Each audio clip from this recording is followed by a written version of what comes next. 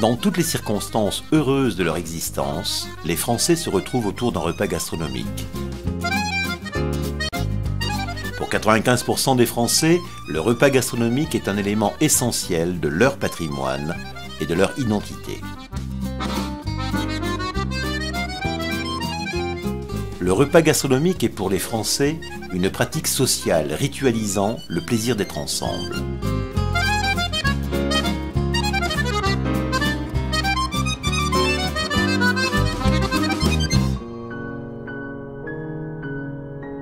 Préparer un repas gastronomique, c'est le plaisir de choisir des recettes, de chercher des bons produits et de les cuisiner ensemble. Accueillir des amis ou sa famille pour un repas gastronomique nécessite de mettre en route des savoirs, des savoir-faire, de la transmission et de la joie. Que mangeons-nous? Comment cuisinerons-nous ensemble? Qui fait le marché? Une fois que vous l'avez mis à la poissonnière à la vapeur, ouais. Vous laissez refroidir la peau à mettre en Et après on coupe en tranches à ce moment-là. Qu'est-ce que tu ferais toi avec l'amandine aujourd'hui? Poêlé. Poêlé tout simplement. En direct. Et je prends ça. Ça, la peau est fine. Faire le marché permet d'échanger des savoirs, des conseils, des tours de main. C'est un lieu de parole, de transmission. Les plus gros, il faut faire un gratin. Bon appétit et cuisine bien. Merci. Allez. Je viens chercher chez vous. Le repas gastronomique est ouvert aux produits d'autres cultures. Il contribue à la découverte, à l'acceptation de l'autre. Il faudrait en fait pour l'apéritif, feuilles de vigne. C'est un assortiment d'olives aussi, je pense. Ah là, vous n'inquiétez pas. D'accord. Voilà. C'est aussi le reflet de la diversité des régions et des terroirs qui se retrouvent sur toutes les tables. 12 personnes, dont des enfants, un rôti de veau. Je pense qu'on va s'orienter sur un quasi de veau. Un quasi de veau. Une des pièces les plus nobles. Mon propos, c'est de vous donner quelques os de veau à côté. Ça va faire un jus onctueux avec la... Voilà, mais surtout un jus naturel de la bête. Oui, très très bien. On aurait besoin de pain, s'il vous plaît.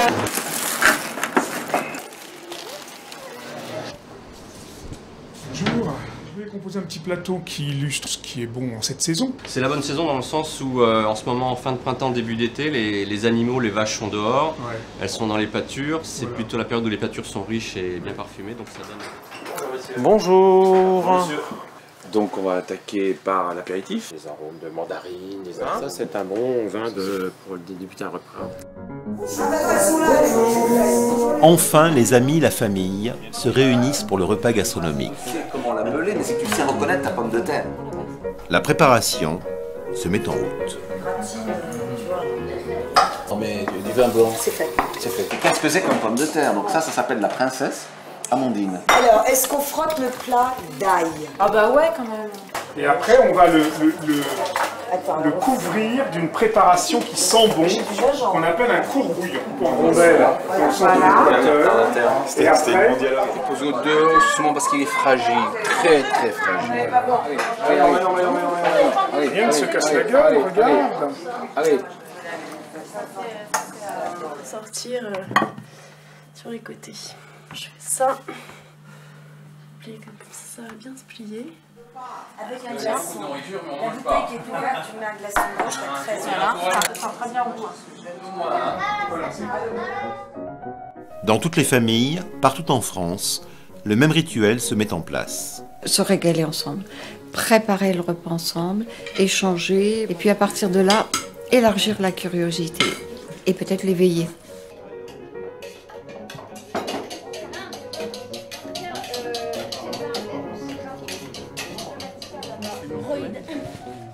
Les parents transmettent les savoirs et les gestes aux enfants.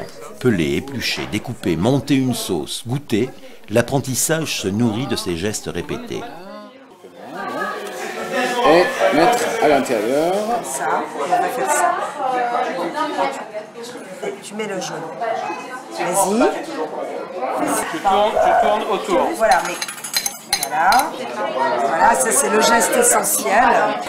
Tu vas les mettre là, d'accord? Là ou là? Là.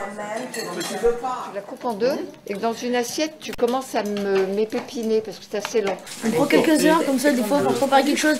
À la fin, on se dit, ouais, c'est moi qui ai fait ça. Voilà. Faire plein de desserts, pour faire plaisir à ma famille, pour faire plaisir aux gens.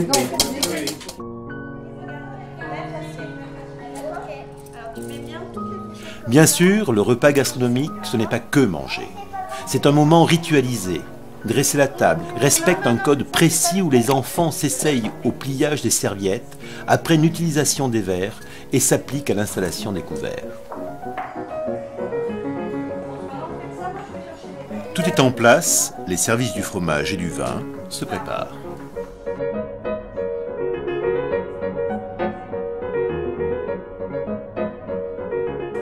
Les belles bouteilles sont carafées. Le repas gastronomique respecte l'ordre des mets et des services à la française. Apéritif, entrée, poisson, plat de viande, fromage, dessert. Le rituel s'ouvre par l'apéritif comme une mise en appétit. On pense au plaisir d'être ensemble et de se revoir. Et de bien bouffer et de bien boire. Au plaisir de la bouche. Voilà. C'est des calamata. Ça doit être bon. Chaque plat, successivement, est posé au centre de la table comme une offrande. Il alimente aussi la conversation. J'apprécie, mais il ferait plaisir encore.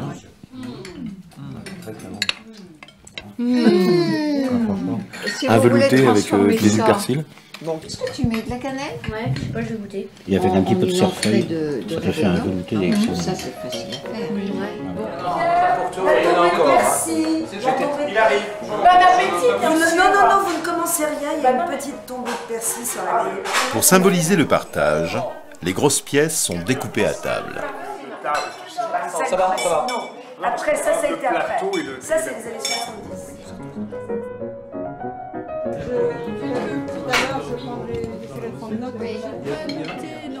Bon appétit. Bon appétit. Très bon.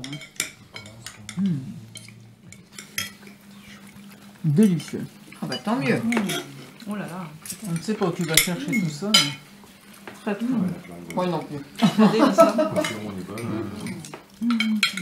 Comme un recueillement, la parole se suspend dans le plaisir partagé. Dans la sauce, c'est les champignons qui sont là. Hein? Ouais, un petit peu d'ail là. Oui. Pour parfaire l'accord des saveurs, chaque plat est accompagné d'un vin différent. Les fromages aux formes variées sont disposés sur leur plateau, suivant un ordre précis. Chacun doit pouvoir découper autant de croûtes que de cœurs. Les fromages se dégustent, du plus doux au plus fort.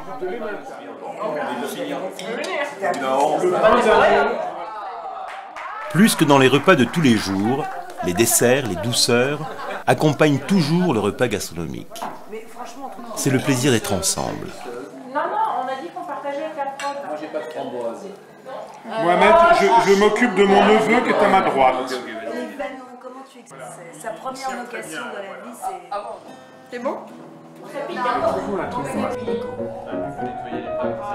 Le digestif conclut le rituel. Les conversations se poursuivent à la table.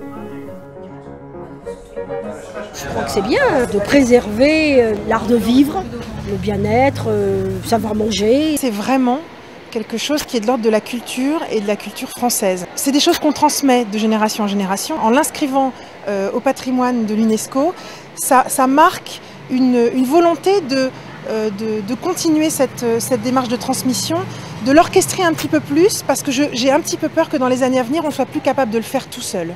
C'est une candidature très importante, pas non seulement pour la France elle-même, ni pour l'Europe, mais pour le monde entier. Ça fait entièrement partie de notre culture et de notre patrimoine. C'est un patrimoine vivant, c'est un patrimoine qui évolue, et qu'on puisse reconnaître ça à l'UNESCO, je trouve ça une bonne idée. 99% des Français souhaitent sauvegarder le repas gastronomique et le transmettre aux générations futures.